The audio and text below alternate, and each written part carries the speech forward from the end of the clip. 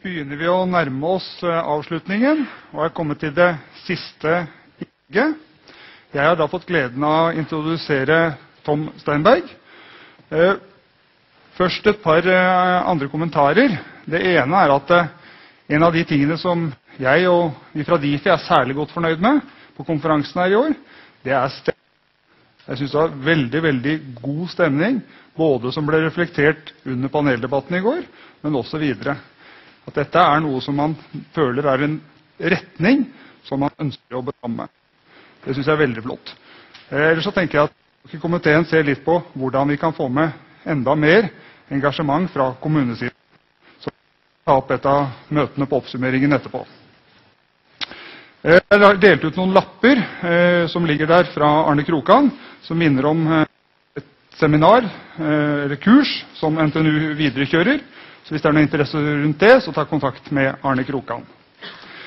Vi har jo hatt veldig mange workshop og seanser. FAD hadde en stor en den første kvelden, hvor vi snakket om dette med åpne data og så videre. Og det var også noen team som vi skal komme litt tilbake til som jobbet med det. Og det er jo veldig relatert inn mot det som Tom skulle snakke om. Så for å da gi en veldig rask oppslitt om det arbeidet som de har bistått med i forhold til FAD, og da med fokus på Data Norge og Borgerkanalen. Vær så god, David. Thanks. It's been one of these.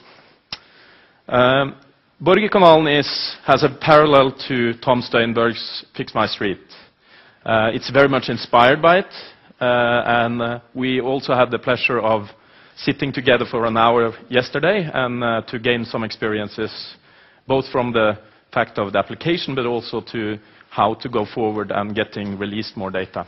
So had a good time yesterday with you. So Tom he's both heading the Open Society in UK, which is an NGO for opening up data and using data. You correct me later if I'm saying it wrong. You also then created applications like Fix My Street, which I guess you're going to talk about. I have the pleasure of introducing to you Tom Steinberg from UK. Thank you. Thank you very much. It's particularly wonderful to be here in a city that has a technological innovation possibly greater than any that I have ever seen, which is that you have here the world's only bicycle lift to drag people on bicycles up the big hill. And speaking as somebody who is not very good at cycling up hills, I think this is social innovation of the first draw. So it's good to be somewhere where I'm amongst friends. These people represent most of what is my society, which is the organization that I run. And I say run in a very loose sense of the word. Lots of these people just do what they feel like. And everybody here is on a retreat because we don't have an office. We only meet once or twice a year as a group, and when we do, the homepage of the next major service we're going to build will work. And so it's that kind of important thing that happens when we meet. And more than half of these people are volunteers. And the other are core team. And why do they volunteer? Why do they bother? And also, why do the people who are paid programmers, given that they tend to be very, very, very good programmers, why do they sacrifice all this time and money that they could earn elsewhere? Nearly everybody here, if they wanted to, could probably earn 1 million kroner a year working as a programmer easily, anybody here or more. But they don't. Lots of them volunteer, lots of them work for us, and they don't earn as much. And good, a greater volume, a greater number of people can benefit than you could if you just act in a normal way. So one of these people here could build a way out them. He couldn't collect, if he just volunteered on his own, he couldn't collect 5,000 politicians worth of information. There wouldn't be enough hours in the day. But he built a really excellent crowdsourcing site, a really excellent database. He used the power of the internet and lots of other people, and they built a database of every single person who was standing in the election, and their name and their party, if he had gone off and done something that didn't use the power of the internet.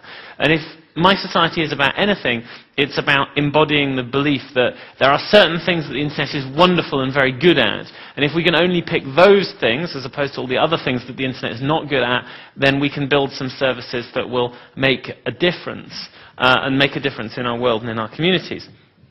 So, This is a phone box. In particular, this is a phone box that is about 200 meters smashed. And if you go and take a photo of this phone box on most days, the windows will all be smashed all over the floor. So this is a special picture. And I used to walk past this phone box every day. I would walk past and the phone box would be smashed. And then I would walk back and the phone box would still be smashed. And then a few days later I'd walk back and the phone box would be fixed. Fix the phone box. But I don't know if the phone company already knows. They might already know. They might have had 10 people tell them already. And in that case, if I phone up, I'm just totally wasting my time, I'm wasting their time, I'm wasting everybody's time. This is so annoying, I thought. I walked past my box. And I never phoned because I was like, could be wasting our time. And I thought, wouldn't it be nice if I could reach into the telephone company's database and see required to do both of these things. One, to tell me whether or not the phone box had already been reported, in which case I could save my time and save their time and save everyone's money. And also to connect me with the other people who did care, if anyone else cared. And I thought, wouldn't it be great if we could get that data? But the problem was we couldn't get the data. It was impossible. The telephone company was never going to give this data out. So I thought, well, the next best thing would be maybe we could build a service where we would build that information ourselves without asking the telephone company. And that is how we ended up with Fix My Street. And I know that many of you know what this is. But if you don't, you essentially, if you have a problem, so this person has a problem, there is a sofa and some boxes. I don't know, that sofa doesn't look so bad. It's nicer than my sofa. Anyway, and they get the map of the area, and they put a pin in the map, and they say, there is a problem here. And then the computer works out which one of the is responsible. And it sends the problem. It turns it into an email, and it sends the problem off to the relevant place. And so far, so good. This is sort of very obvious. The highest praise I ever got was when Fix My Street launched. Somebody put a blog post going, this is so incredibly obvious. It looks like an e-government service. And I know everybody thinks it is an e-government service because it makes access to government services better, but it is not primarily an e-government service. We are a democracy and community charity. What is democratic about this? It's a stupid sofa and a stupid street with some stupid boxes. What's democratic is that we can see this. And if we go back, if all of us go back in a week and this is still here or the council hasn't done anything, then we will know that nothing. Please fix the wall, please fix the wall, please fix the wall, please fix the wall. And they never did anything. And this was over many months. And she said, and then I put it on your website and they fixed it in a week. And why is this? They already knew. This was the 5th time they'd been told. Well, it's pretty obvious, isn't it? It's because previously they knew that nobody else cared, and they knew that nobody else knew, and they knew they could ignore it, and now suddenly here it is, 10 meters tall on a screen in Norway with hundreds of people looking at it. And this created some pressure. But it wasn't just bad pressure. It doesn't just tell governments off, because, you know, I used to be a civil servant. I know that work in government is hard, and you don't get much thanks. You get to show people when you do good work. You get people leaving updates that say, wow, they fixed it straight away. And you get statistics that show whether you're good or whether you're bad. So this created a degree of transparency. But it also created the possibility that people could leave updates, just type updates down here saying, yes, I am also really annoyed about this sofa. And then that made for the possibility that people could talk to each other. Now, there are now 30,000 problems in this system across the whole of the UK, and there are about 100,000 updates where people have said something. Either they've just said it's fixed, or they've written a really long essay, or they've had a discussion with several other people, but there are about 100,000 updates. And this site has been copied now in lots of countries, including slightly us, and they didn't ask us anything at all. They just made it. And here we are. So I like to use a web browser. Fix My Street, South Korea, where it's all in South Korean except the word Fix My Street, which is in English for some reason. And here you can see, you know, here's a picture of some stuff wrong in a street in South Korea. And I think my society probably now has the biggest database of pictures of holes in the road in the history of mankind.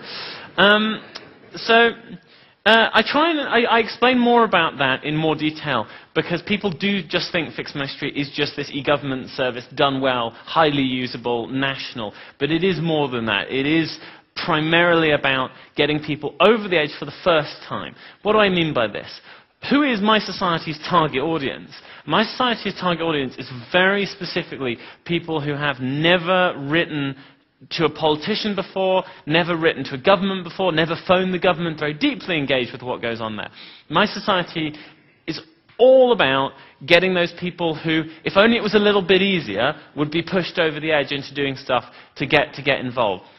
And what that means is that, while what we care passionately about is people taking power in their own lives and people taking power kind of from the government to give to the communities to get the things that they want, and we believe in holding power to account and so on, nothing we do is phrased in the manner of traditional democracy education. I don't know if when you're in school here whether you have democracy education where they say, this is how Parliament works, and this is how voting works, and this is why you should care, and this is the war that we fought in so that you would have the right to vote, and this is, and you know, you should fight and you should vote because there are people who died in this war and it's very important. And we probably all have these lessons, and these lessons are important, they shouldn't be cancelled. But the problem is that this tells you that essentially a society that doesn't know very much and doesn't care. And so My Society does not stand there and say, you must, people from totally not engaged to just a tiny little bit engaged. Why just a tiny bit? Because nobody becomes heavily involved who doesn't start a little bit involved. There is no such thing as somebody who wakes up in the morning and goes, yesterday I was not interested in politics, and today I am going to read Das Kapital by Karl Marx from beginning to end. That doesn't happen. Instead, the world consists of people who, you know, maybe as children they overhear their parents talking about politics or something, or they have some incident in their life, or they have a family member go to hospital and then the family member is not well treated in hospital and they get pushed over. And we are trying to make more situations where people are pushed over from being passive, from thinking that the government is something that just is out there to provide them with services that is nothing to do with them, into realizing that what the government does is partly their responsibility. It relates to who they vote for, it relates to how they use it, and that they do indeed work for you, the government. And that if they work for you, you need to know what to tell them. If you're the boss, you need to understand what sort of things you expect them to do. And I think that in the modern world, it is most reasonable to expect you can do that if you package the education in a very helpful and friendly way, and you don't sit there and say, people that you have never met died in a war you have never heard of, in other words, they work for you before, which is our parliamentary site that covers what goes on in Parliament. But I'm actually going to talk more about politics. This is what do they know? And what do they know exists because we have a very new freedom of information law. Now, in some countries, in Sweden or America, and maybe here, you have very old laws. The one in America is 40 years old. The one in Sweden is, I think, like hundreds of years old. War and peace and national security issues in the United States. But the law in Britain is so new that there are no institutions and there are no big buildings. And we thought build something the following way. And essentially, it is my view that this website, at least in the British context, completely replaces the need for a big institution like the National Security Archives. That's a pretty big claim, because this is just a website, and that's a big institution. Let me show you why and how this works. Like most of our websites, we focus very hard on usability. So I hope, at least if you can understand English, that you can see what this website does pretty quickly. You type in the name of an institution. So if you were here, you might type, you know, the university in Trondheim or the local hospital, the local council, and you get to make a request to it. You type in a request, and it sends the request off for you, and you don't have to worry about how to get the email address or anything like that. So far, so normal. That is a service that makes it easier to make freedom of information requests. But that is not what is really so interesting. What is more interesting can be shown on this page. Unique web page. So Steve Woods, who is just a member of the public, made this freedom of information request to the Royal Mail Group, that's the post office. So nobody has to build this archive. So here is the response from the government. You know, dear Mr. Woods, thank you for your request. In this case, I particularly love this one because this guy made a ridiculous request. He said, how many elastic bands in either numbers or weight, does the Royal Mail procure or consume each year? And I was like, this man is a maniac. The Royal Mail is never, ever going to collect that information. And it turns out the answer is 871,695,000. Amazing, it's up 40,000 rubber bands on the previous year. Who knew? No, 40 million rubber bands on the previous year. There is rubber band inflation in Britain. But so what am I trying to show here? Well, some of you just laughed at that. That is a benefit to you. But Steve Woods didn't make the request so that you could laugh at it. Steve Woods made the request so that he could get the information that he wanted for his own purposes, whatever they are. But because this is completely public and the reply is public, we can all get some benefit. Now, in this case, it means that I could make a cheap joke and make all of you laugh. But in other cases, it means that somebody will make a more serious request, they will get back some serious information, and then other people will come along and they will find that out. There are now about 50,000 Freedom of Information requests in this system. And so you can see like a little group of different Freedom of Information requests here, all on different things. And we know that there is public interest in these. We know that these requests are not all just of interest to the person who makes them. And how do we know? Because there's about 30,000 visitors a week coming from the internet who just turn up at this website to look at stuff. And that is quite a lot of people to be looking at government documents. I think you probably agree. So that is another case, just exactly like Fix My Street, where we build a service, and the service does not say you should make Freedom of Information requests because it is a morally good thing to hold the government to account.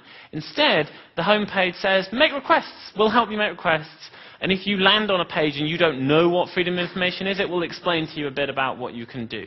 And so we try and encourage, again, first-timers, normal people, basically, to have a go. If they need to know something, I need it, and I need it now, to create public interest, which is a big public database of all sorts of wider knowledge. And then other people benefit from this.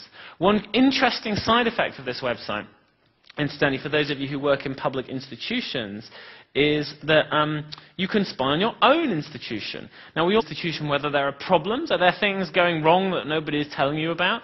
Well, if you go to this institution page, and then you say, over here, track requests, basically send me an email whenever anybody makes a request to this authority, then you can find out what the public wants to know about your own authority. And that can be a very, very good way of finding out whether there are problems that you, as a manager or as a director, you never hear about these problems, but the member of the public gives you a clue. So quite a lot of people who subscribe to this service, and there's well over 10,000 subscribers here, are people who actually work in public institution, information that you are releasing. When you put it on here, you reduce the chance that anyone will ever ask for it again. Because why would they waste your time? Why would they waste their time? They can just go to this site, they can find the information, they don't need to waste your time, so it's already out there. And on top of that, you don't have to install any software within your organization. You don't have to train anybody in your organization, because all of these messages put out are just by people using email in the government, and they press reply, and that is all. No training, nothing. It's all published, it's all online. So that is a second site that we run. But instead of just talking you through kind of even more and more sites, I want to raise a bit about the other work that I do and then some lessons that I think would be useful to you. So I am the director of this NGO. I'm very lucky I get to work with these very good people. But I'm also an advisor to this government. I was an advisor to the last government as well. I'm an advisor specifically on Open Up, that I would even say that in the British context, if there had not been some of these websites, if these hadn't existed, then I'm not sure we would have ever made the government interested.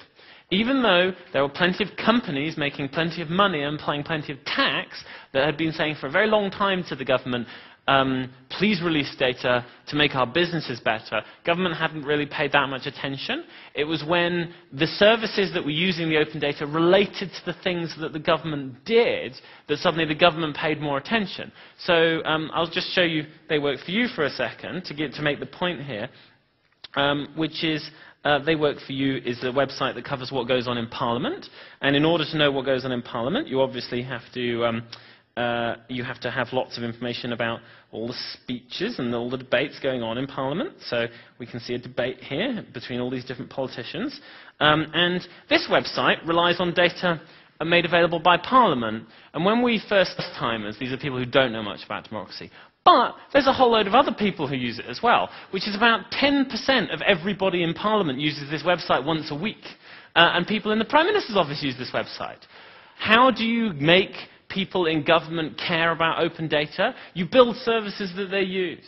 They build services that it is really, really important to see that there is a connection between the civic, democratic website world and the open data world, even though economically it is probably insignificant. And what do I mean here? When the Treasury commissioned an economic report about the state of government data in Britain and the value of government data to the British economy, they concluded that the current regime, where lots of data is charged for in Britain, was probably costing the taxpayer £6 billion a year in revenues that were not being made because companies were not starting up, new companies were not coming into existence, they were not paying tax, they were not employing people, and this was a very economically suboptimal place. £6 billion. But £6 billion is strangely less persuasive sometimes than this. Because this is a thing you can touch and you can press and you can use and you can feel. And so when somebody comes in and says, you know that website that you use, that one that you use every day, those people say that they can't carry on if you don't free data, then suddenly it's like, what, you mean they're going to take my service that I use away from me? And so we got a lot of support from civil servants and eventually politicians in a very unemotional way. They would probably say, no, no, that is completely irrelevant. What is relevant is £6 billion that is being lost. That is what really matters. But it's so much more abstract. And the idea that if you give us this data, we will build a brilliant website that will fix some problem that you can understand is so much more tangible. But when you are making cases for opening up data, it is very important, I think, to be able to both point at the economics, so the finance ministry will understand that this is a serious, grown-up financial issue. It's not some kind of hippie project to do with making everything free and destroying capitalism. This is a hard-nosed financial project that is good. Look at that. I've got my own page. That's quite interesting. And that is the sort of thing that really helps. So you really need to do both to make a case for open data. So I'm going to be tricky here, really. 5 particular short lessons to end with. Conclusions, services, for very little money outside the government. Full stop. It is possible at all. For a long time, I think the government just didn't think that you could do everything itself. But websites like Fix My Street show that it is possible for other entities to build what are basically public services, and it's possible to do it very cheaply. Fix My Street that I showed you there cost about 60,000 kroner to build when we first built it. It's a very, very cheap project. They Work For You here probably costs 250,000 kroner a year to run. These are minuscule amounts of money by the standards of government IT projects. Secondly, you really have to release data to help people build these. I'll give you a very specific example. There's Fix My Street. Very simple website, but for a long time we were the only people in Britain who were allowed to build this website. Why is that? Well, there's this copyright thing down here. Lots of the data in here belong to the government, and the only reason we were allowed to have it is because we had strange, special relationships with the government that we got basically because I was somebody who was really good at dealing with computer programmers and really good at dealing with government. That is ridiculous. You shouldn't need somebody who is... I used to work for the Prime Minister's Strategy Unit. I'm like a kind of high-level public policy expert. You shouldn't need people to be high-level public policy experts to build websites like this. That is ridiculous. They shouldn't have to have friends who work in central government. They shouldn't have to go to the right conferences. They should just be able to get the data they need. And you need a ton of data to run a website like this. You need the maps. You need to want this kind of service. You have to release data because people otherwise won't do it. I'll give you a great example here. This is a service that has never been built in any country in the world. So I challenge people would make iPhone apps and Android apps and mobile apps and text apps and things that went on the side of bus shelters and in railway stations and all over the place. And for very, very little money indeed, you would make an awful lot of people in Norway feel that the government had given them something they desperately needed, which was to find the toilet. And nobody has ever done this. What a ridiculous thing for nobody ever to have done. Something so unbelievably simple and unbelievably straightforwardly valuable, and nobody's ever built it anywhere. That is how countries... That is a sign of how not far down the road most countries are in relation to open data. That even though we all need this every day, nobody has ever done this successfully. Another thing is to say that whilst external innovation will do things that is terribly uncomfortable or difficult for people inside of government to do. So, very simple thing here, which is that this website works anywhere in the country, anywhere in Britain, from top to bottom. But our country is actually 4 nations, England, Ireland, Northern Ireland, Scotland, Wales, all rammed together, and there are 470 local governments within those. If you were to go and build one website normally in government that covered the whole country, you would have to go and ask all of those people, is this okay? Do you mind? Do you have a problem? Would you like to object? And inevitably somebody will come along and say, I don't want this. And so building sites outside can allow you to focus and say, no, that is ridiculous. Those objections are basically ridiculous. It is much, much better to have one simple site. And it is our duty, essentially, as government, to overcome those fissures internally. But it can be very difficult to overcome them. It can be very politically challenging. So sponsoring innovation outside as well as innovation inside is really, really important, just to get people to do things that will be too painful to do otherwise. Number 4, nearly finished. This is not all about social media. And so a service like this, fundamentally, people talk about this on Twitter, and they link to it from Twitter, and they use it on Twitter, but it is not in Twitter. Not only that, you couldn't really build this in Twitter. It's like you just can't. The people who run Twitter are not in the business of letting you build things like this. People who run Facebook, same sort of thing. So whilst governments do indeed need to understand social media, you must never ever get confused by the idea that in order to improve Norwegian society using the internet, you must just basically have using social media, and a mixture of building things that are not in social media is really, really important. And the last and most obvious and optimistic software that these are based on is free. The amount of work taken is a few months for one good programmer. So it's not 5 minutes over the weekend, but it is much, much, much smaller than most government OT projects. And the public uses them, and they're good value for money, and they make people feel, have slightly better lives. So you should copy them, and you can copy them. And when you have copied them, I would very much like to come back and find out the things that we can copy from you. So thank you very much for giving me the time today, and do come and see the bicycle ramp with me later on. So thank you. And also a smart guy. But what impresses me most is the way you're thinking strategic. Because we can use all these examples to get the people that normally don't care about our IT project to really get concerned about it. So I love the way you are thinking about it. And I hope we can keep in touch and follow each other. Thank you very much for coming. Thank you. Oh, very much. This is very nice. Thank you again. Then we have some quizzes and prizes to give away. Please.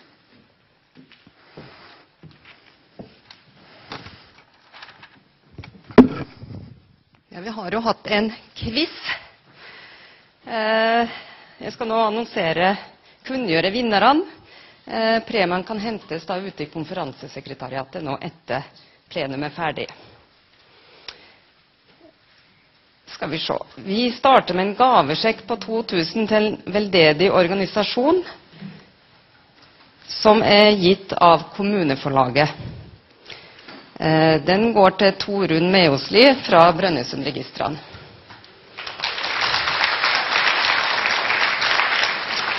Så det et kryddersett gitt av Brønnøysundregistrene. Det går til Monica Amundsen fra NTNU. Så det en vannkaraffel og 2 glass fra Bibsys. Den går til Mette Østby Øyen, HK Data. Så det en gratis workshop fra Bouvet. Den går til Ingeborg Kramprud HK Data. Og så det mini-PC-en fra Nokios-konferansen. Den går til Fredrik Barstad, NTNU.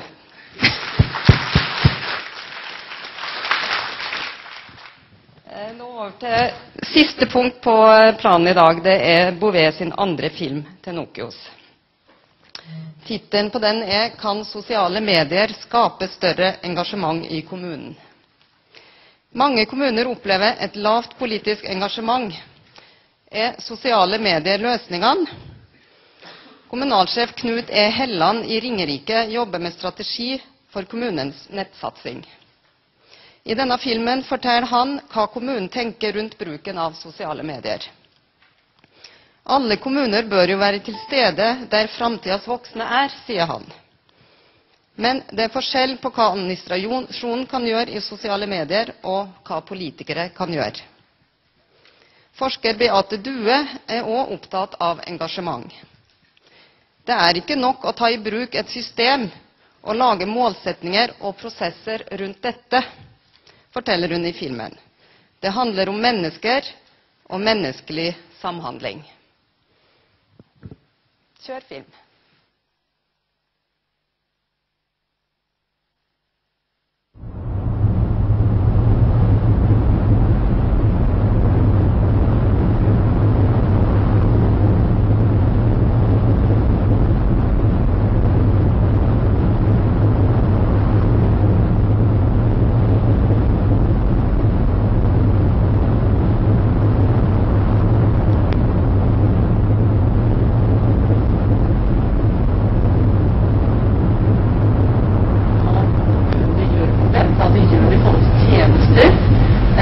Webben sin for sine innbyggere, og gitt at kommunene samtidig ganske autonome i forhold til hvordan de bruker midlene sine, så vil jo den demokratiske utviklingen for borgere i Norge og på sin kommune kanskje mest sannsynlig ikke bli lik.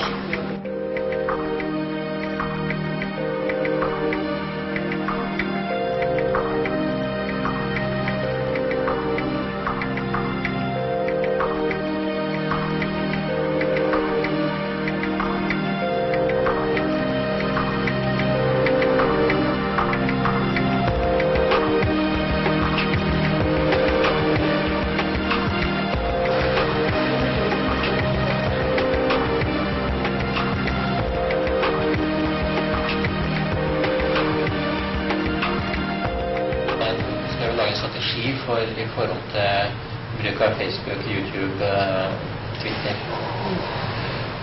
Og så har jeg ikke tenkt så mye på blogg.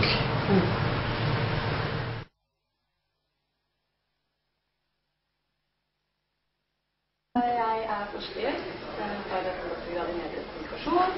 Jeg har et hovedfag i mediehistorie.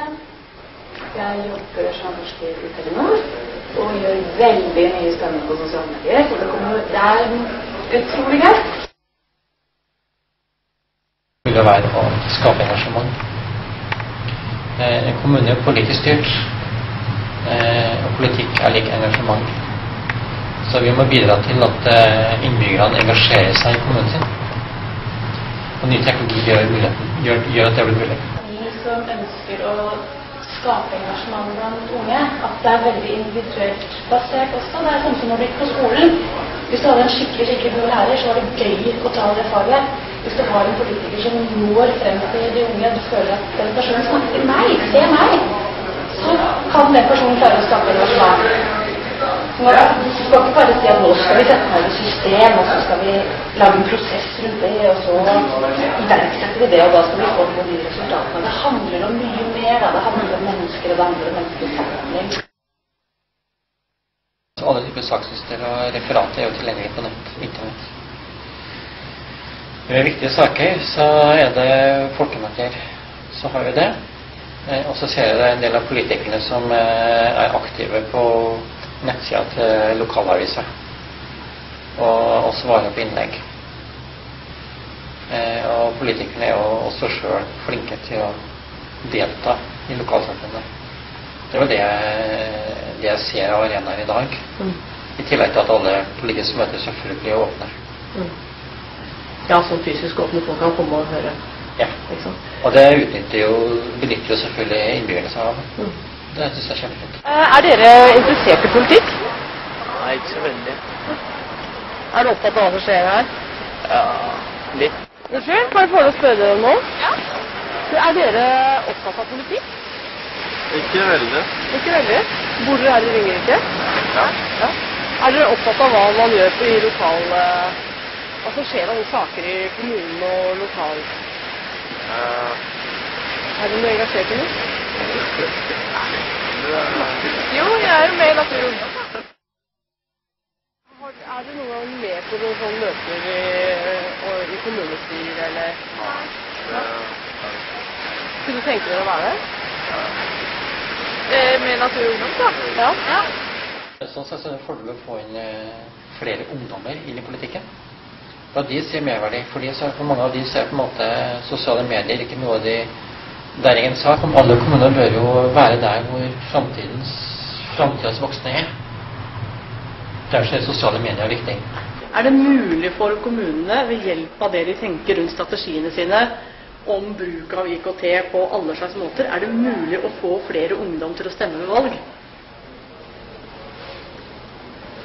Vet du hva, vi har det godt I det landet her, det ingen nærstående trussel om krig, konflikt.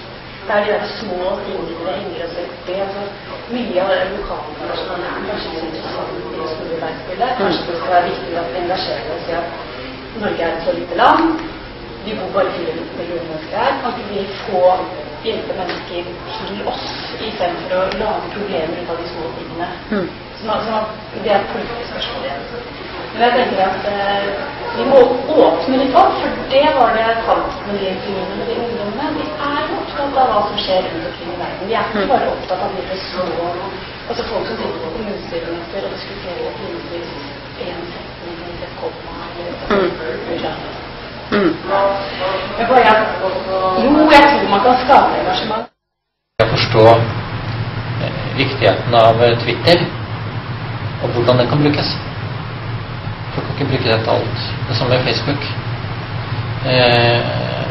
Hva det kan brukes til. Og hva kan vi som organisasjon gjøre, og hva kan politikerne gjøre. Og en utfordring som vi også må diskutere I strategi, det jo for disse sosiale mediene, for eksempel. De jo veldig uformelle I sin karakter. Og en kommunal organisasjon kan ikke være uformell. I hvert fall ikke helt I ytterskonsekvens. Altså, vi saksbehandler jo.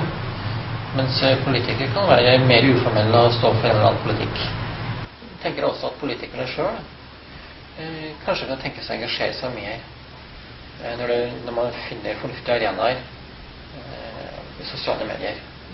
Hvor man kan gi uttrykk for ting. De som på Twitter, som litt illustrerte, har et innhold, de har et budskap å komme med. De interessante å følge. Det ikke noe interessant å følge en som bare tweeter sånn. Ja, nå sitter jeg på kommunestyremøte. So what? Hva skjer der? Hva gjør du? Hvorfor skal det være interessant for meg? Med bakgrunn I det arbeidet du har gjort, tenker du at det noen råd du kan gi dem på hva de burde tenke på? For det første, det viktig at de tenker ja, vær til stede der hvor brukerne Og så må man ikke tenke at fordi at nå får vi nye teknologiløsninger og nye plattformer og tjenester, at alt skal løse seg og bli så enkelt og effektivt og kostnadsbesparende. Men tenk at nå gjelder det at vi har gode menneskelige ressurser bak som aktivt deltar I seg selv, og som har tid og kapasitet. Jeg tror det mange politikere som har lyst, men de har ikke tid til å anlegge det. At man tenker at dette her må vi investere menneskelig kapital I. Så skal vi skape ting som verdifulle for mennesker der ute. Altså enten det I form av kunnskap om hva som skjer I samfunnet, og hva som skjer I verden rundt der. I tillegg til vi folk prøver å gjøre det man kan, da.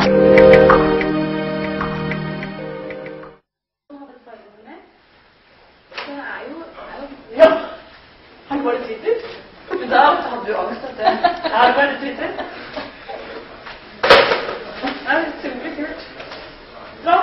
Nostalgia.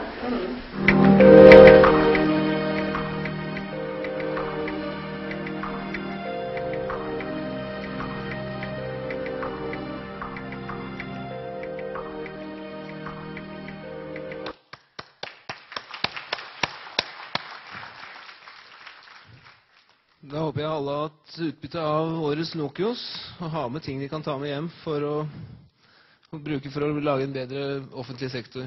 Det er Nokios 2010 historie. Vel hjem, og velkommen tilbake neste år.